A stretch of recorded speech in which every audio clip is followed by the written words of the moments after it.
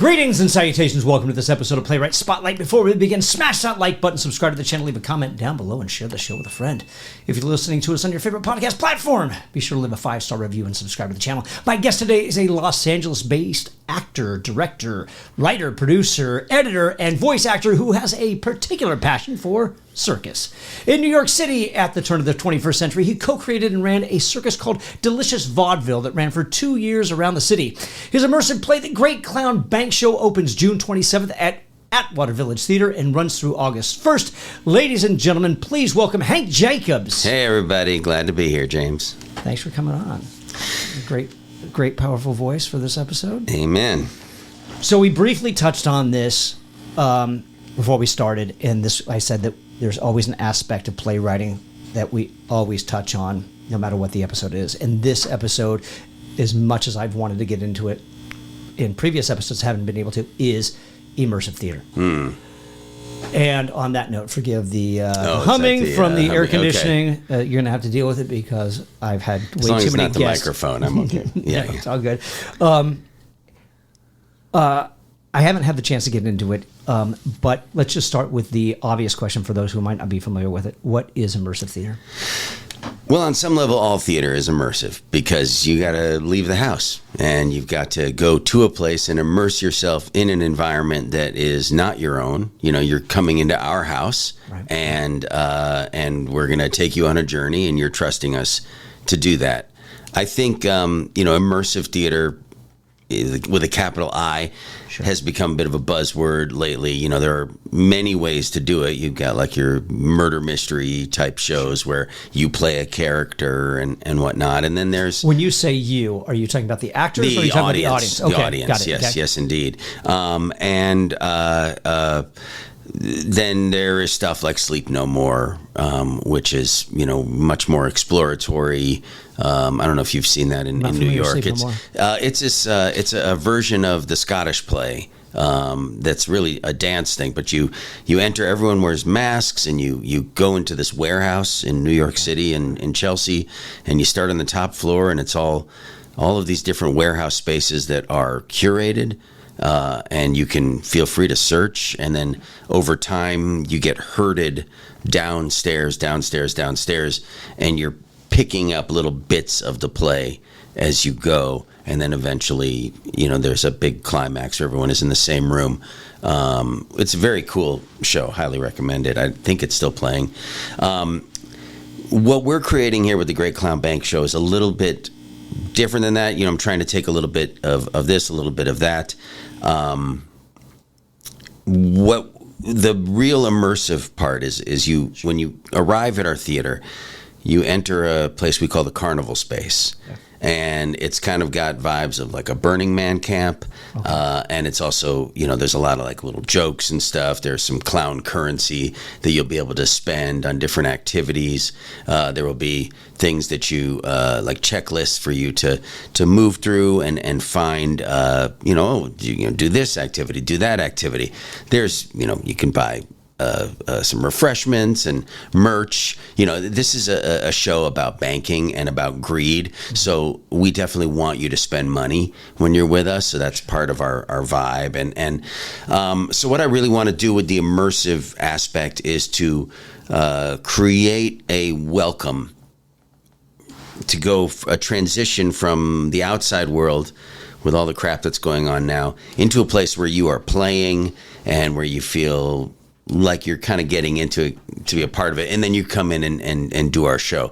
The show itself has some elements of back and forth between performers and audience, but really you're here to watch the show, relax, have a really good time, but the whole experience is meant to be playful and a generator of joy. Nice. Just out of curiosity, and I want to Sure. delve into more of this, what you're saying. What era are you staging this in? It's in America, and it's kind of about American greed. So, right, are you doing it present day? Or are you doing like Delicious Vaudeville? Right. Obviously, we're talking 20s, 30s. Are you staging it present day? Or are you going back? The answer is yes. So it's a play it's a show that's out of time. So I have, at the heart of our story is the Greedy family. There's the matriarch and patriarch Gus and Glenda Greedy, who found the Great Clown Bank, and they're representative of the old robber baron time, the times of the Carnegies and the Mellons and the Fricks and the, all of the people. I went to Carnegie Mellon University, so I got a nice schooling in, what it's like to live in the shavings, the soft skin of the ultra rich. I was just reading recently about the Johnstown flood and how that was actually caused by these robber barons who had built a lake. They had dammed a lake, and then they proceeded to, because it fit their purposes, to undermine the dam. And then when this rain came, it flooded Johnstown and killed hundreds of people. But that's a story for a different podcast. Or a different play. And so then they have children who I set them time-wise, and this is Gary and Glenn Greedy, and they are set in the time of Reagan era 80s type greed. Greed is good. Greed works. That sort of thing. And then the youngest, with the twins Grizz and Griffin Greedy are representative of today's cold-eyed, heartless robber barons in our new Gilded Age. You're the people who created the platforms that you're watching this stuff on, and the ones who are noticing us as you're watching it, and they're keeping track of what you're watching, and they're listening to your conversations, and they don't care because all they want is money. Sure. Okay. All right. What does immersive theater look like on the page as you're writing? Okay. So the first thing that I wrote when I at the beginning of the script is just a description of what the carnival space is like and what my ideas are, what my thoughts are about, what kind of experience I want to have. I've worked at the Atwater Village Theater a lot. Okay. It's a great place to go see a show. Agreed. Easy parking. I want to say that for those of you who are like, why? I never leave Hollywood. And great little locations to eat as well. And great little locations to eat, yeah. Shout out to Momed. That's right. Yeah, Momed's great. But don't try and hit Momed right before the show because they take their time as well. They should. They do, yeah. So you show up at the theater, I wanted to fill, as I'm writing it, you always write with, here's what I want, here's what I imagine, and then there's the reality of what it is. Sure. So we changed the theater from a proscenium to a thrust for this show, and that created a large space behind the house. Behind the center of the house, which is like, well, this is perfect since we can't necessarily, we share that theater with 3 other companies. So, we can't be in there having, musicians and stilt walkers and jugglers and whoever else we happen to have that day in the outdoor space while, they're doing some sensitive, sure, kitchen sink drama in Theater 4. So we're bringing it inside. And so I'm writing down, well, here's one idea, here's another idea, here's another idea. It's just like, it's like setting the stage when you're writing a screenplay. Sure. It's really just about your imagination and how can you express as a writer in the most foolproof way possible. So when you turn it over to the people that are producing the show, that you'll get actually what you want. Sure. I've been very fortunate in this case, and I was at a New Year's Eve party and saw an old friend of mine who goes by the name Wins, but professionally DJ Hand Crank, who's an extremely lovely, whimsical being, drives an old jalopy around Los Angeles, and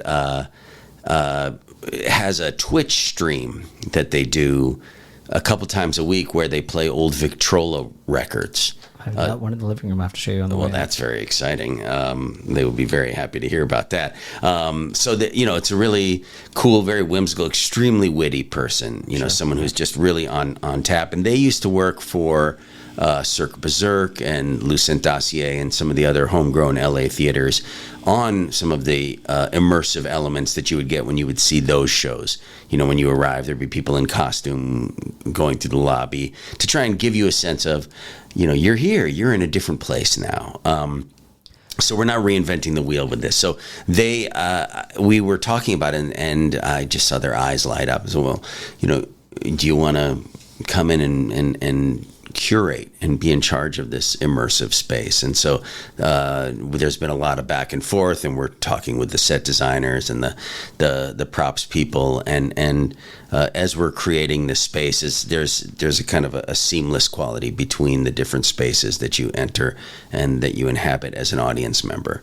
I think one aspect of immersive theater that maybe is different from traditional plays is the care for the audience. For sure. Because we are, the audience completes the circuit, sure. Right? So, and we actually want you in an immersive environment to interact.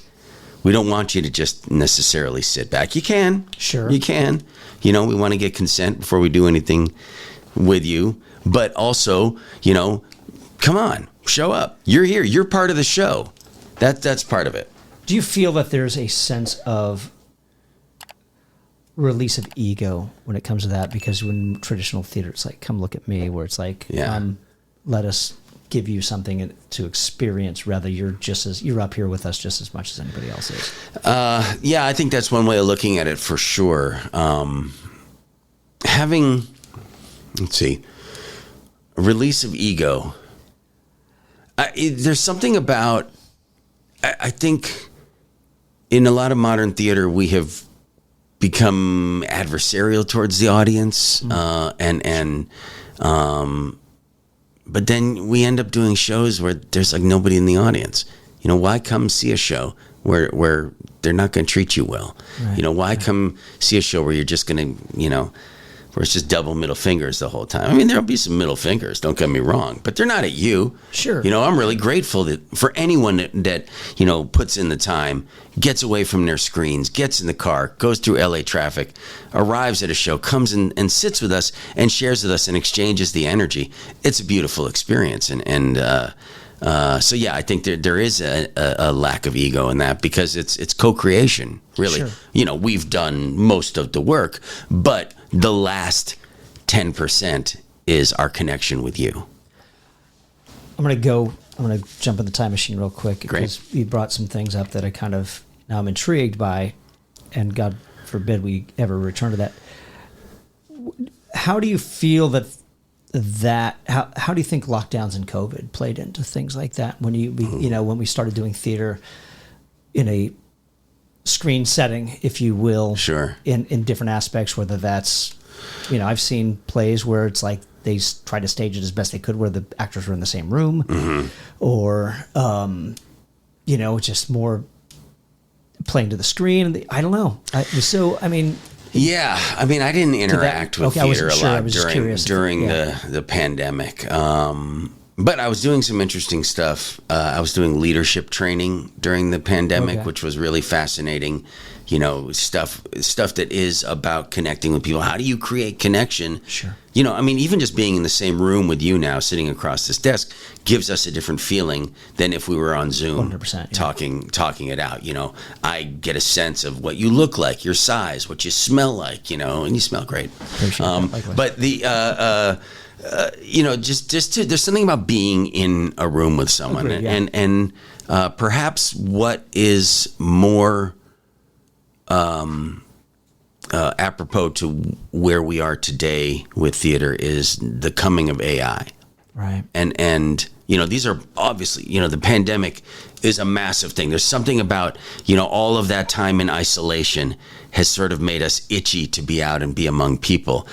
And now with AI and moderated experience of life, sure, whether it's through your phone, through any of the many screens that are now surrounding us, there will be and there is a growing longing for something that we can verify actually is a true human. Even if AI is used in the creation of the piece, it's still people, and you're in the room and you're sharing space. And so I feel like there is a renaissance coming, and a lot of that has to do with we will actually long for something that we can at least verify, eyes and ears and senses that this is people interacting with people. Yeah, I think that I know there's a big fear of AI. I don't think it's going to be as interfering as a lot of people are afraid it's going to be. At least as far as I don't think that it's not going to be able to capture the emotional aspect. It can write some things, but I don't think it's going to capture the emotional. Yeah.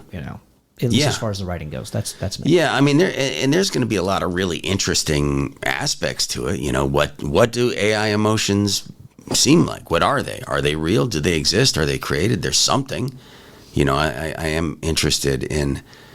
I see people online who are having conversations, having deep philosophical conversations with these chatbots, and curious the way that they process information.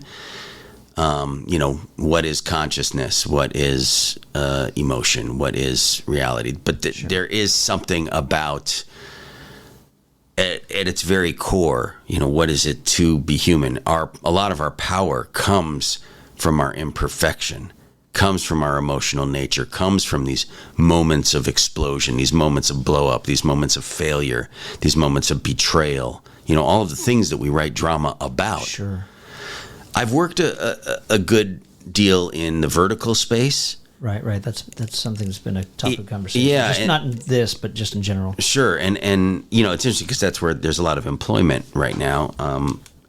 But the writing in that space is, a lot of it feels like AI. There's no coherency. It's about perfect looking people treating each other horribly in ways that, you'd kind of have to be a robot to act like that toward another person. You would have to have no dang sense. Right. What? But, lack of coherence is kind of a hallmark of our time. Right. Have you, just out of curiosity, whether this is your screenwriting or playwriting, do you use AI in your writing? I'll use it sometimes in research. Okay, sure. Because I not find dialogue or No, never. I that's no. It's more like I feel like it's a really far superior search engine, in that sense. So I'll say something like tell me about this thing from the perspective of people that lived there, and that it's just going to aggregate something that would take me a lot longer to find if I'm using a search engine, or is would have taken me even longer if I had to go to the library and pull out the old encyclopedias and the stuff that we did when we were kids. When it comes to the Great Clown Bank Show, and more so with the audience interaction prior to the actual main event.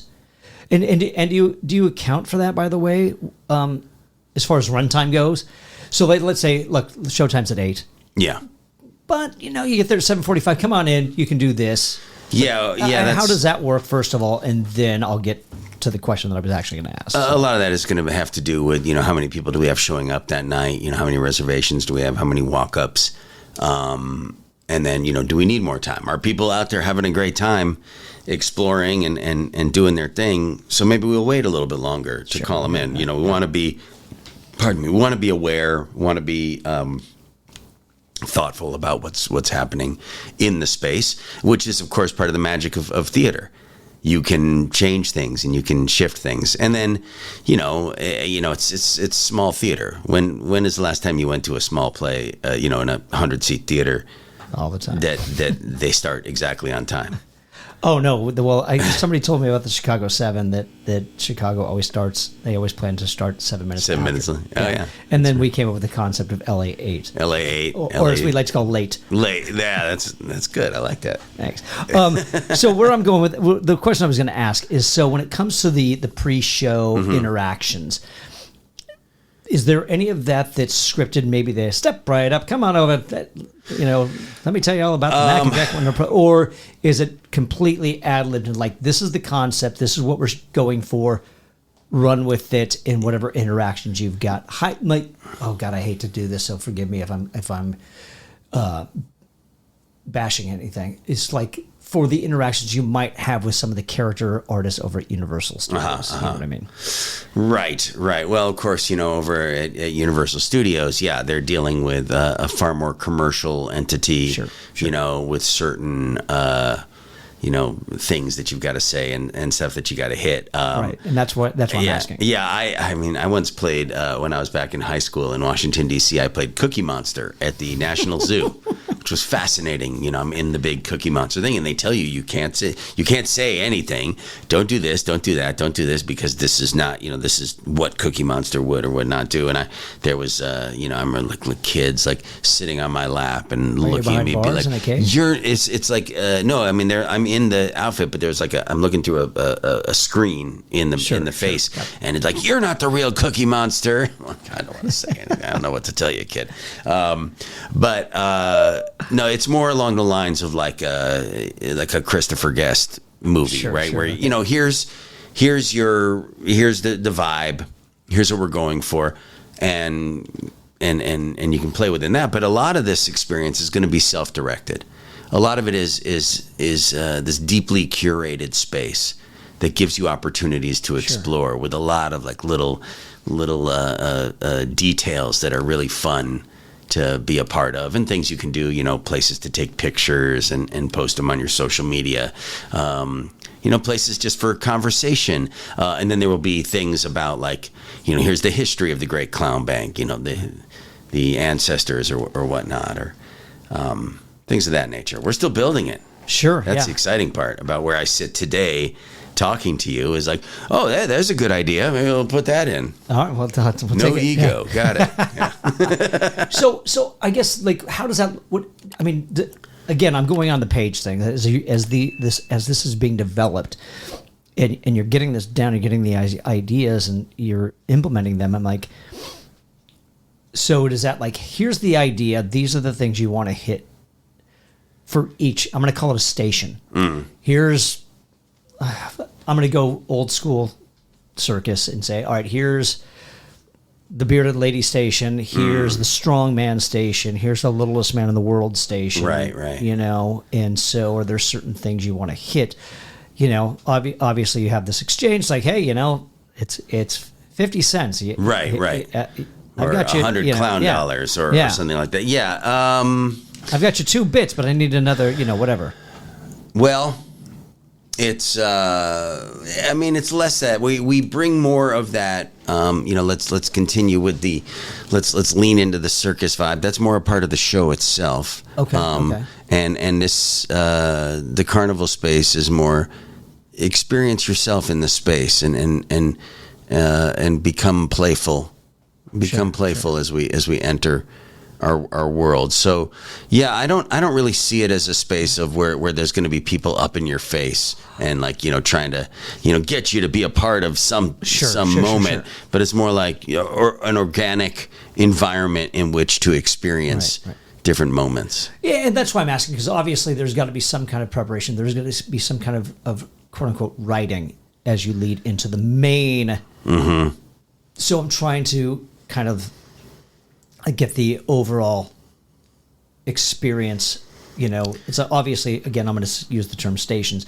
We're going to write these stations out before we get into the main thing, and now here's where the real script comes into play. So I'm just trying to, again, we haven't explored this immersive like from the place on the page, and so hypothetically, if somebody has this concept, I'm curious of how that approach begins and how detailed it is, or how general it is. Like, for our show, and this is, the part of the thing about immersion, there's so many ways to do it. 100%. All of us are immersed in life every day and having an immersive experience of reality and of society. In this particular show, in this particular experience, it's more general. It's more of, we want you to catch a vibe as you're entering the space, and then once you're in the show, and with me as the ringmaster, I'm going to bring you along and lead you and tell you the story of greed and avarice and late stage capitalism and I'm going to guide you, and I'm going to take you there, and I'll talk to you a little bit, and we'll have some back and forth along the way. But yeah, I'm going to use the elements of circus to tell you this story. So that's all happening within the show itself.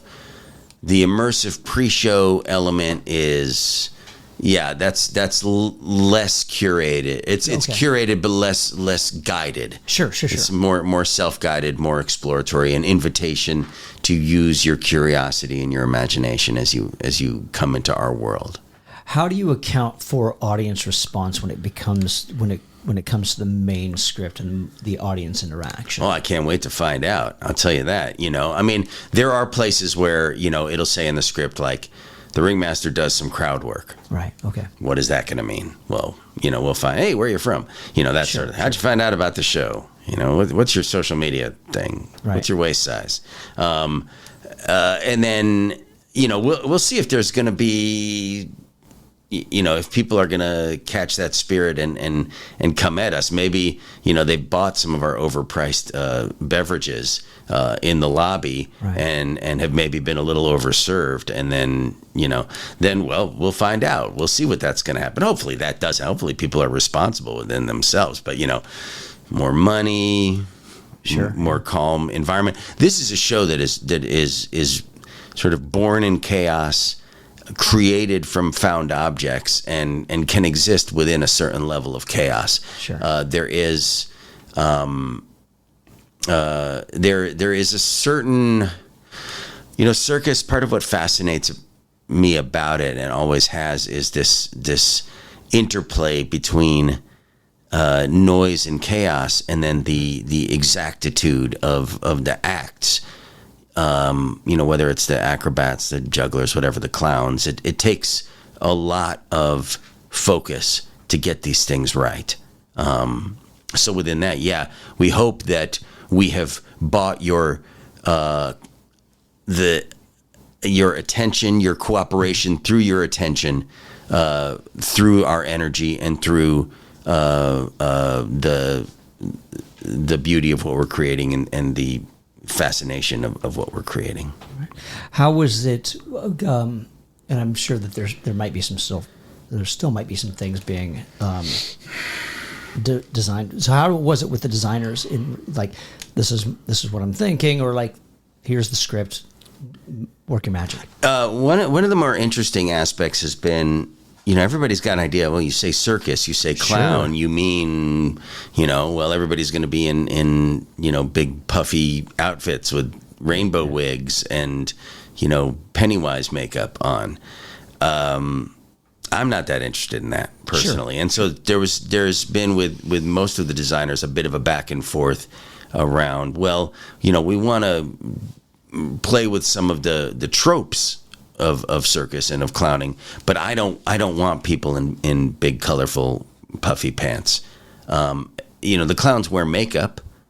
They do. They're separated, but it's more like a lived-in thing. These characters are actually clowns, almost like that's their race. Okay. And so they might sleep in their makeup. They might, and they get up and like, oh, I just need to put a little more white on my face. Great, I'm ready to go. My ex-wife, yeah.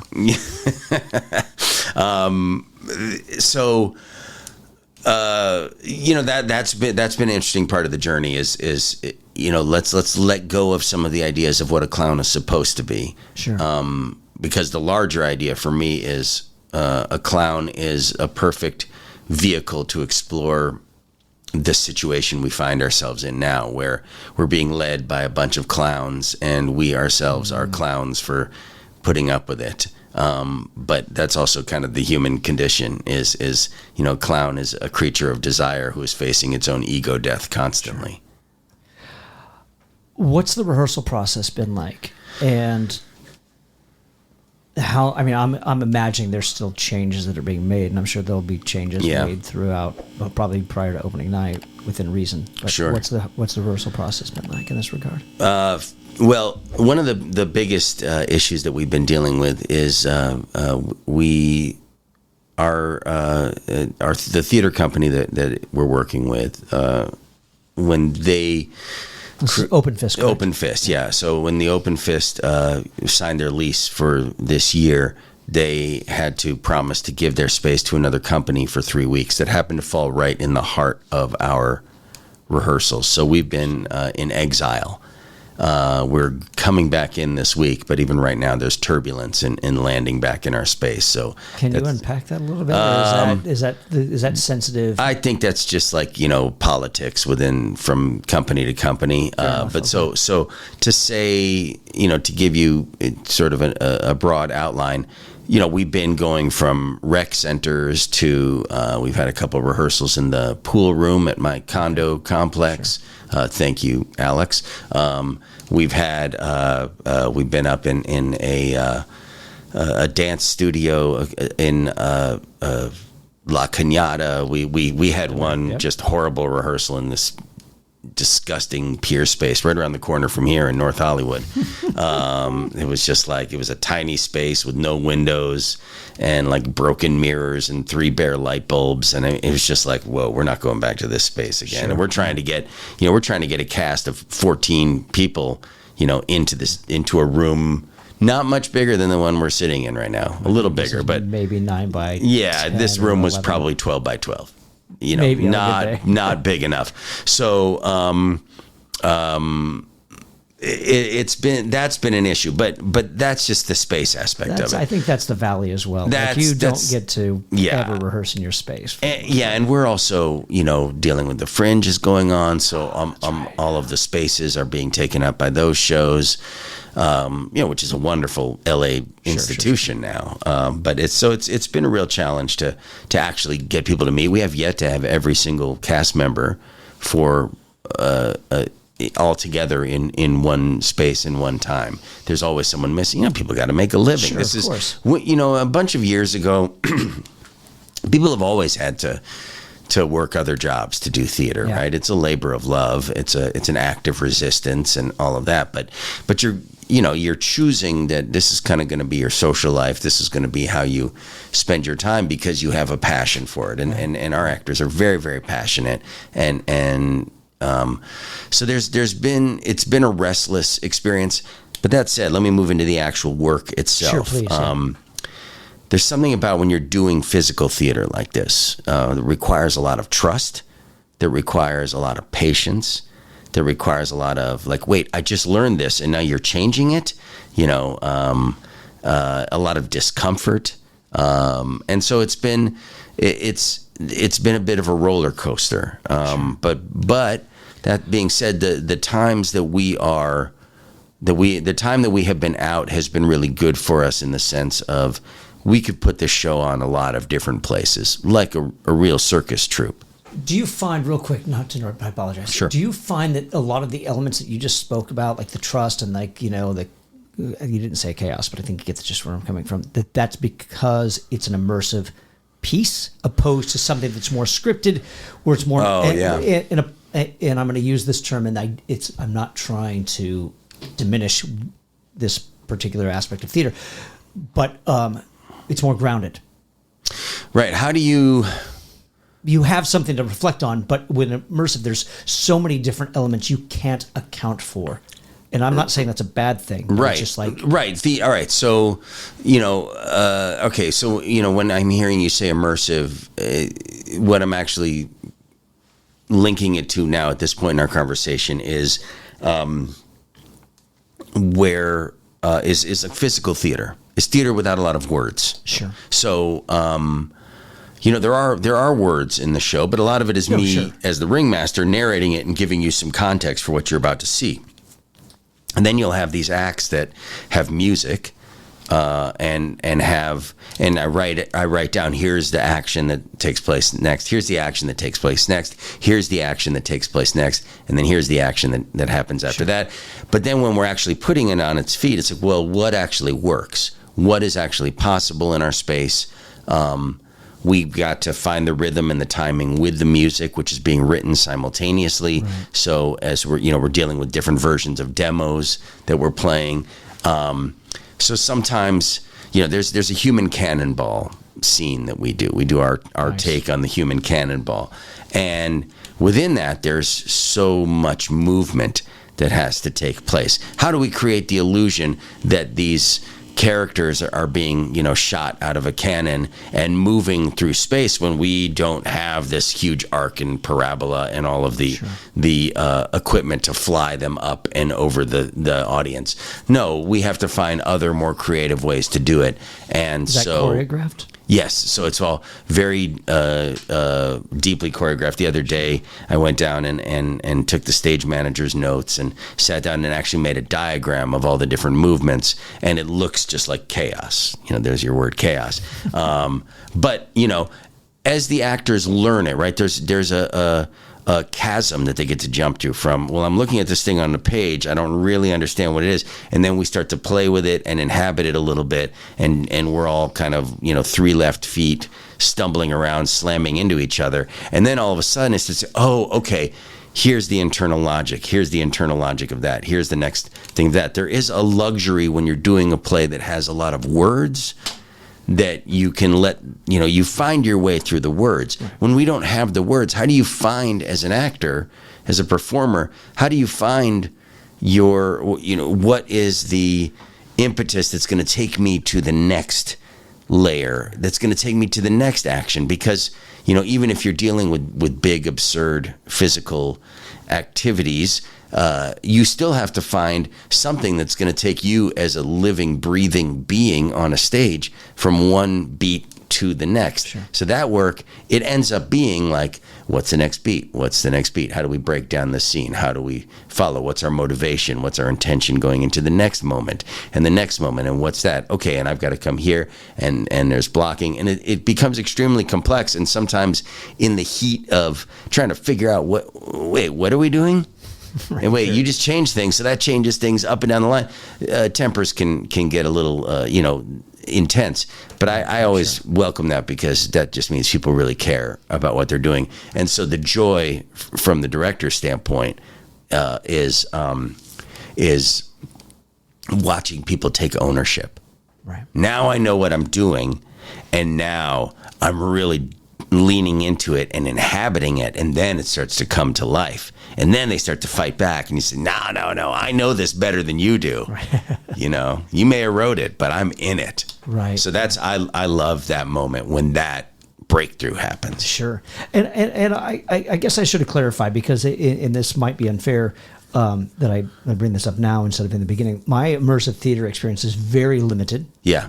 And so my very first experience, it was Stephanie Fury Theater, and I don't know the space where they're at, but it was almost like an old apartment complex that was vacant. And we started out downstairs, and we went up the stairs, and we went room to room, and there were different scenes that took place.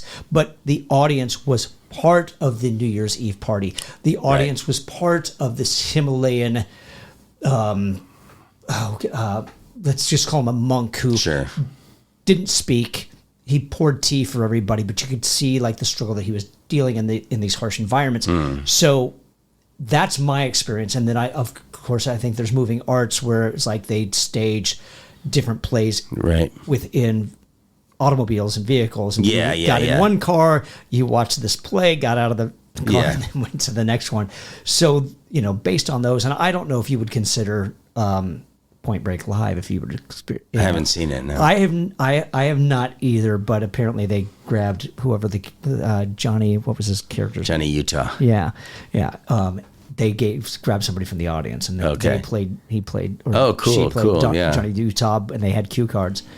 And I only heard it went bad. It went south once because the guy turned out to be dyslexic, so he had to recast him in the second night. So, point being, my immersive theater aspect is very limited. So, there's where the audience is really part of the actual play, opposed to there is like a breaking of the fourth wall, and that's not to say that's what your piece is.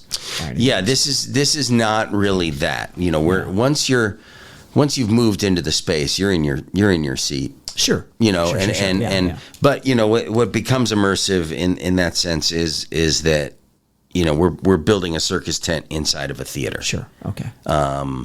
We're creating an experience of something that you would get out there, but we're bringing it in here. like Circus Caballero right now is over in that old vacant lot at the Valley Mall. Oh yeah, there and Valley Plaza. Valley Plaza that they're going to tear down pretty soon. Laurel and Victory, right there. I saw that. So they're over there. I love seeing the thing there.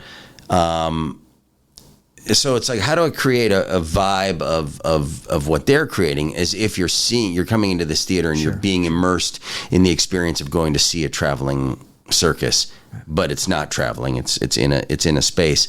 It creates an interesting tension. Yeah, this isn't a show where we move you. What you were describing at the beginning. Going from the basement up. That's kind of the Sleep No More model of it. We all strive for immersion. I was listening to a podcast the other day, and they were talking about like time duration theater, long duration. I've always been a big fan of Peter Brook and those shows where you would go and you would sit for 8-9 hours and be just taken into this epic tale that would be played in a certain kind of a space over a long period of time. That's all really amazing and interesting and stuff that I would like to explore as my career moves forward. But this one is about coming into our space. We're going to immerse you in our vibration. We're going to bring you into something that is very different from the world that you know. We want you to release some of the inhibitions. We want you to release some of the stress. And come in, and we're going to take care of you for an hour and a half, 2 hours, and lead you through this thing and give you and send you out singing. You brought something up earlier, and I want to know the difference. What is the difference between a traditional piece and this immersive aspect? Because you did say something earlier about like all theater is immersive, and you're right. Yeah, it is. Yeah. But what makes traditional theater, like going and seeing like Ibsen, Ibsen. Yeah. Oh my God, exactly what I was going to say. Ibsen first, or Williams, or Mamet, or anything like that, opposed to something along in this regard. Well, I think there's an element of remove. Sit back and be in, and just have your own experience. Sit in the dark and do that, which I love that, right? Especially if there's something with real emotional resonance, give me a chance to experience those feelings in the with a little cover of darkness in the house. But what I want is I want you to be, as an audience member in our show, to be having an experience of welcome, of delight, of fascination, of lean over and smack your neighbor like, whoa, what the hell was that? And if somebody wants to yell something, go ahead. Like, this is not all the time, but this is not, you're not going to interrupt our dialogue, and you're not going to derail us in that way, but feel free to have that sense of sitting on the edge of your seat and that sense of delight and wonder. And it's a lot less hidebound. It's a lot less traditional of an experience. It's more, let it be. I want people to have an easy experience. Sure. I want this to be a thing that they really look forward to and enjoy, and let loose. And we want to be like an emotional, spiritual car wash when you come in and you got all the crap of the news and of the traffic and all the bullshit that's happening in the world. And we want you to come in, and we're going to help you transmute those feelings into something joyful, so that you can go out and be refreshed. Sure. To keep fighting the good fight. I'm going to use these terms, and I don't mean to be derogatory or anything. Because it seems like they'd be appropriate with certain things in this realm. Do you use gimmicks and devices in this regard? Absolutely. Okay. I mean, we're heavily gimmick. Because when you said lean over to your what was that? There's we're gonna have a different special guest each week, and I want things that are gonna surprise and delight you. Sure. That are gonna be, maybe you've seen this before, but this is different this time. There's something about a circus environment or a vaudeville or a burlesque environment that invites that invites a more active participation on the part of the audience, and less of a, sit quietly with your hands in your lap and don't unwrap your candy, and all of that, and all of the traditions that have come around, that have developed over years of being a good theater goer. And that's something, but I want this to reach beyond traditional theater goers. I want people who just like to have fun to come in. How has the interaction between, it's three aspects: being the playwright, being the ringmaster, and having a director. Because I'm sure as the playwright, there are certain exchanges that you're going to have with the director. Being the ringmaster, there are certain aspects or exchanges you're going to have with the director. Yeah. And then how do you separate both of those for yourself? Yeah. And still have those moments. Well, I'm also the director, so so there is that element of it. I have on my team and in my production crew, I have a lot of people who also direct, who also create things, and so you talk about being egoless. I get to really be egoless as much as is possible. I mean, for me to put on a show and do this, wear this many hats, I have to have a big ego, right? Sure. But at the same time, to really be able to receive, like, well, this isn't really working. What if we tried this? Because I can't always see from the outside, and so I welcome that kind of feedback. While still knowing that in the end, I get to make the final decision because I have the vision. And how do I align everything within the vision? The interaction between myself as playwright and myself as director. The director is going to say, cut this, cut that.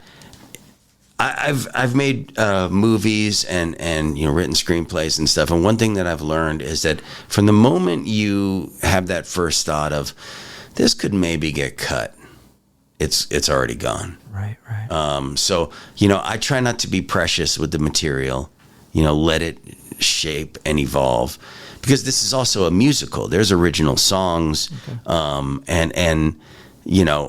When you're putting on it, my choreographer, who's actually been one of my best collaborators on this, Rakis Petrie, he, one of the things that he'll say is like, yeah, people are going to get frustrated. This is not like, we don't have an ABC that we can follow. We have there is no blueprint for what we're creating. This is all new. We don't know what it's going to look like. And so it's really important to be able to be flexible, because I might direct something one day and be like, well, that didn't work. That is not playing at all. Let me tear it down and start again. Is that where the trust comes in that you mentioned earlier?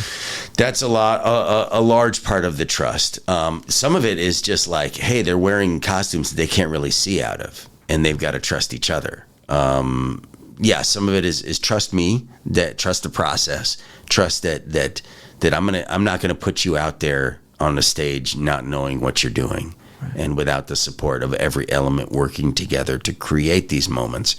One of the most important things that I learned growing up in Minneapolis and getting to spend as much time as I did at Theatre de la Jeune Lune was, which was a great company of clown performers who would do dramas from a clown context. I was in a production of Cyrano de Bergerac with them. We ran 260 performances or something like that, which was an extraordinary thing to get to be a part of at 15 years old and to see how they operated. But there was a thing about when you actually, within all of the bombast, within all of the chaos, suddenly the clouds part and there is emotion and there is a moment of real feeling. Whew. That's the good stuff right there. Because then that buys you all the goodwill to do anything else. So that's what we're kind of always looking for. We're not leading with it. We're leading with fun. But somewhere on there, if you stick with us and give us your attention throughout the entire run, we're going to give you something of some real value for your heart. What was the creative process behind Delicious Vaudeville, and then how did that affect and evolve into the great Clown Bank Show? So Delicious Vaudeville, was a lifetime ago, a century ago. That started when I had grown up in all of these different kind of performance environments, and had gotten and was always very involved in physical theater. And now, I'm watching these younger actors throwing themselves willy-nilly on the stage, and I'm like, damn, my knees could not take that anymore. But, like, I would have been you back then. But so this was... a little story about Jerry Lewis. What's that? Jerry Lewis. Well, a story for the time. I'll get into Okay, that. great. Keep going. All right, so, so with Delicious Vaudeville, my co-creator of that show, Brian Osborne, and who's now very involved in Philadelphia theater, a really brilliant guy. And we were both, young actors in New York who, they were always looking for the next Dawson's Creek and whatever. And neither of us was built to do, that WB stuff. And we got cut from our agency at the same time. They just cleaned house. Here's all the guys that are not cutting it, and they're gone. So we're sitting there like, well, what the fuck do we do now? And I'm like, you want to make a circus? He's like, yeah, let's do it. So we did a show that was kind of like this. It didn't have as much of a through line. It didn't, it was more like, playing with circus tropes and using all of that. We had a live band. It was a really fun show. Total chaos, start to finish. But it was a pretty special show. And it just kind of came from, what do you want to do? He came from more of a sketch comedy background, which I hadn't done at that point in my career. And so he brought in some sketches, and then I brought in, this musical element and a lot of the circus-y type of things. What is our animal act without animals? What is our, where's our opening parade and our closing blowout moment? The things, the hallmarks of a circus experience. Do we have a trapeze artist? Do we have this? And we're working in small theaters, and we moved to a bunch of different theaters in and around New York City. Right. So we were, how do you recreate this in different places? How do you bring whatever this energy of our world at this time in, and you're coming in with people who are, who are just living out in New York City in those days, pre 9/11, and you come in and what are you greeted with? What are you expecting as an audience member? That's one of the things is I don't. People should come in with no expectations of what they think this is going to be, because it won't be that. That's a great question, but this is something we haven't explored. And I'm kind of curious. What should the audience expect? What's the audience's job? Great question. Yes, the audience's job is come in and have a really good time. Come in and be ready to receive what we're gifting you, and to return with your energy, with your laughter, and of course to spend all of your pocket change in our various carnival activities. And when we pass the hat, put your money in. So bring ones, but we'll put up some Venmo links, because that's how we do money nowadays. I as an audience member, I want you to come. I want you to bring your friends. I want you to have a good time. Sure. I want you to really enjoy a night at the theater. I want you to feel, we're trying to make this as easy as possible. Sure. It's a frictionless theatrical experience. It won't be for everyone. Right. I'm not, so crazy as to think, well, everyone's going to love this show. But I think a lot of people will. And we start on Fridays at 9 p.m., so you don't have to fight the rush hour. So you can actually take your time getting up there, go have a dinner, get a couple pops in you, come to the show, buy another drink, come sit down, laugh, sing along with us when we want you to sing along with us, and buy a T-shirt and go on into the night and enjoy your life. And we're living in this time of great powerlessness, right, where the rule of law is not being respected, and there's just the masks are off. And we're racist now. That's cool. And we're just going to take everything. We just we're rich, but we need more. We can't have enough. And it's not okay for you to have anything. And actually, we're going to make everything more expensive and give you less for the work that you're already doing if you're lucky enough to get the job in the first place. All good, right? We're cool. Great. Awesome. Cool. Thanks for playing. Now give us your personal information. And we're watching you. We know exactly where you're at, right? So we want you to come in and have an experience of togetherness with each other, with us, so that we can fortify you and let you know, hey, we're still here. We're still here. We haven't left. Humans are still here. We're still creating joy together. We're still creating moments, because life can only ever be lived in a moment. Sure. Yeah.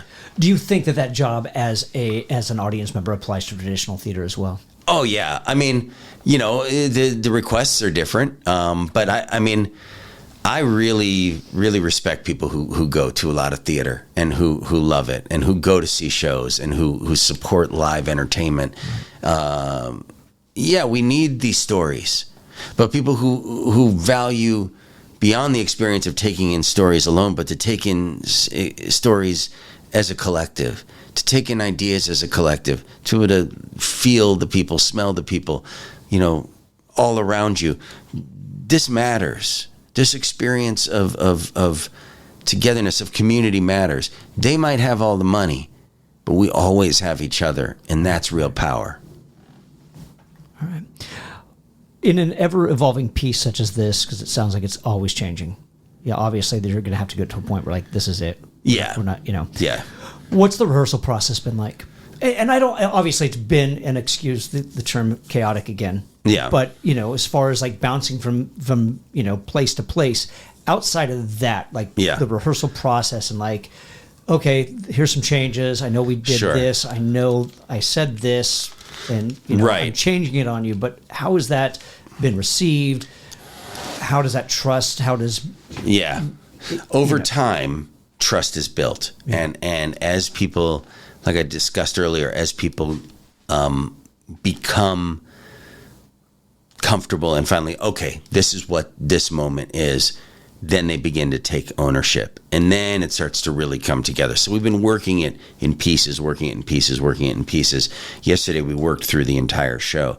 And when we work through the entire show and suddenly the pieces start to fall into place, people are like, oh, yeah, okay, we can do this. So we've been learning it in discrete little packets. And then once they all line up, that's when it's really coming together. So we've had some really fun rehearsals lately, and the company is really coming together, and I think we're hitting our stride at just the right time. You mentioned earlier that you've had actors that no, I'm in this. Yeah. And I've got this now. Yeah. Have you accepted that, or has there been pushback, whether that's from you or from them, where it's just somebody's got to give them okay, all right, you know what, you're right. Whether that's you or them, where it's just you know what, I trust you. It depends on the situation. But yeah, trust is really important. One of my dear friends likes to say, it's get in the trust boat and row. We don't always know where we're going, but if we trust each other, we're gonna be fine. And yeah, there are times when people get very frustrated because things are moving in a way that they're not comfortable with. But eventually we find our balance again. Mm-hmm. And the key with a project like this is always looking for balance. By its very nature, it is a wobbly type of thing to be a performer in, because you're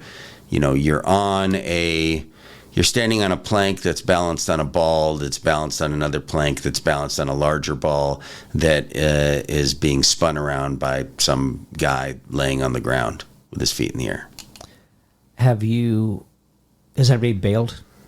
Just because they're not cut out for it? We lost some people right at the beginning of the process, which, and those were people who I thought that I were going to be foundational members of the thing. But they just, it turns out that they were not, whatever their reasons were, it was like, okay, this isn't a proper fit. And they've been replaced by people who are perfect for what we're doing now. It always seems to work out that way. Yeah, it does. And I get to trust the process as well. And that means that sometimes things feel like they're out of my control. One thing I've learned over the years that differentiates the director I am now than when I directed Delicious Vaudeville is I know I don't have that much control. So can I put people into positions that I can trust them and give them the opportunity to apply their creativity to this context, and then allow myself to be delighted by something that I personally did not create. Do you find that discipline has anything to do with our locale? And what I mean by that is Los Angeles as an area for talent and traditional discipline in somewhere like Chicago or New York. Sure. Well, I mean, not to call L.A. flaky, but it is a well-earned reputation that we have out here as flaky. But I will say that when I have worked in theaters like the Open Fist is a really good example of it. Sure. Because it is a collective of artists. These are people that really care about theater, and so there's all of the stuff of life. Being what it is, and you have to do what you have to do, and you got to, make your living and whatnot. But when people show up, they show up, and they're generally pretty focused, sure. and they care quite a bit. So I don't feel like this is a group that's just like preening, trying to, get an agent or get on television or whatever, which, is one of the stereotypes of LA theater. Mm-hmm. But my experience within this company and within other shows I've worked on is that these are people that really, really care about creating a great show and being a part of a great show. And they are willing to do anything to make that happen. So in that sense, they're like great companies I've been with in Minneapolis and New York and Pittsburgh. When a company really comes together and is focused, really special things can happen, and that can be anywhere. It's more about can we create a context of we are coming together to rehearse in order to create a moment that is in an unknown future with partners who we have not met yet in the audience. I like that. Yeah. Do you think can immersive theater be published? Oh, that's a good question. For like sure. Anybody else to you can publish. Yeah, no, I've thought about that a little bit. Is this a show that could be repeatable by another company in another place in another time? Maybe. It's hard to say. It's not like like you're putting on a Harold Pinter show, right? Which is you got a couple people in a room, and there will be some variation based on this, that, and the other. But there's not a lot of stage direction. Right. There's not a lot of, I think immersive theater by its nature is site specific, right. Space and time specific. Yeah, could you do this show over at Harvard Westlake? It would be different. Sure. But it could still be really fun. You could take the framework of it and then build within that. But yeah, how are you going to know how to build the Cannonball Act? Right. If you don't have a visual. But that said, I've been in shows where I was in a musical not so long ago that they basically, and it was at a big theater, and they were basically just recreating the Broadway production in their own way. Sure. So they had the videos of that to sort of crib off of, So yeah, can an experience can never be recreated because it is an experience. But yeah. I don't know that you could look at like Sleep No More and read the script and create what they've actually created. Sure, and when you go to the Cannonball thing, but at the same time, as a playwright, sometimes that doesn't matter anymore because that's not your job. Leave that to the director and the designers in that regard. But at the same time, like, does that translate to the page? I guess is what I'm. Well, I guess I'd be interested, with you as a person who's read a lot of stuff. If you were to read the script, what do you think? Like, sure. could you look at this and say, I could see this being a thing? The artistic director of the Open Fist, Martha Dempson, she read my script and she was like, yes. Yeah, this will work. What was that process? How was that? Like, how did that submission process go, and what did you present to her? The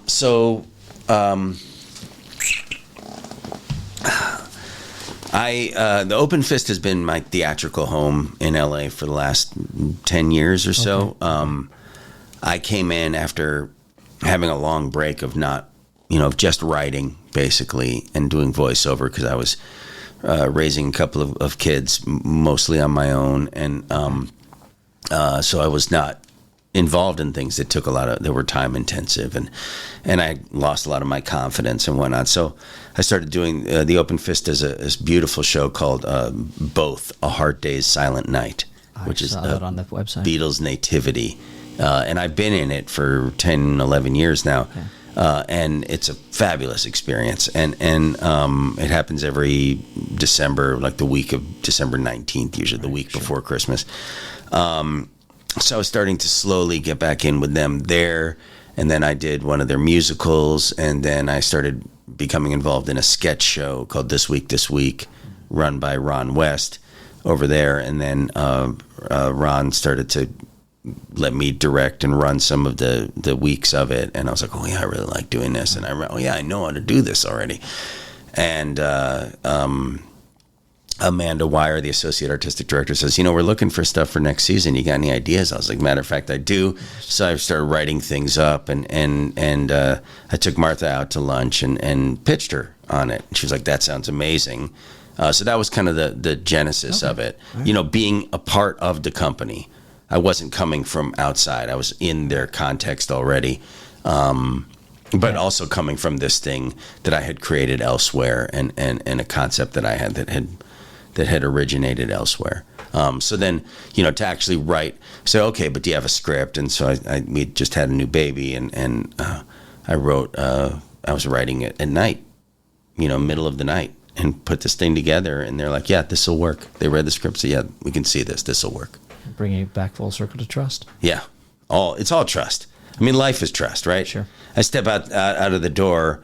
I don't think I'm going to get hit by a meteor. I get out in my car. I trust that the person's going to stop at a red light. Sure. Like, trust is at the heart of everything that we do. When I go to the theater, I'm going to trust that the people have worked hard to prepare something that is going to matter. You're giving me your trust as an audience member that we're going to sing on key, that we're going to be well rehearsed, that we're going to look good, that we're going to take you on a journey that's going to feel really good. And I really appreciate that trust, and I would never want to betray it. Absolutely. What are you working on right now, writing-wise? Well, right now everything is this show. Sure. I have a number of screenplays. I've got a couple of films I'd like to make. And a novel that is on the back burner at this time, but this is for my life. This is an immersive experience, to be sure. Yeah. And where can people find your work outside of the Great Clown Show, Bank Show, opening on June 27th at Atwater Village Theater through August 1st?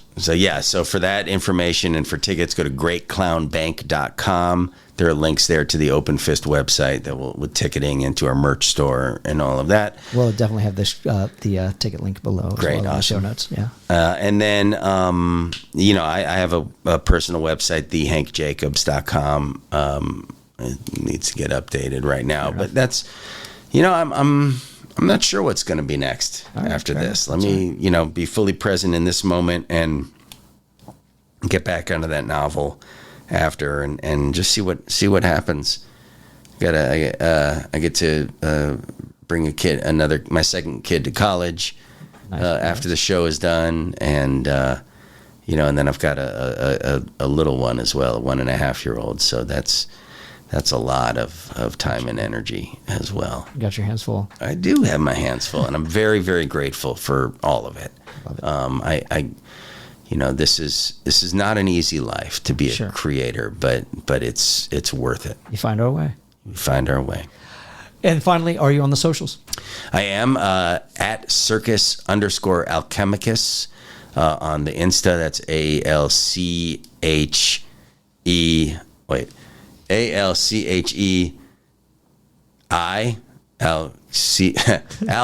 like alchemy. ALCHEMIKUS.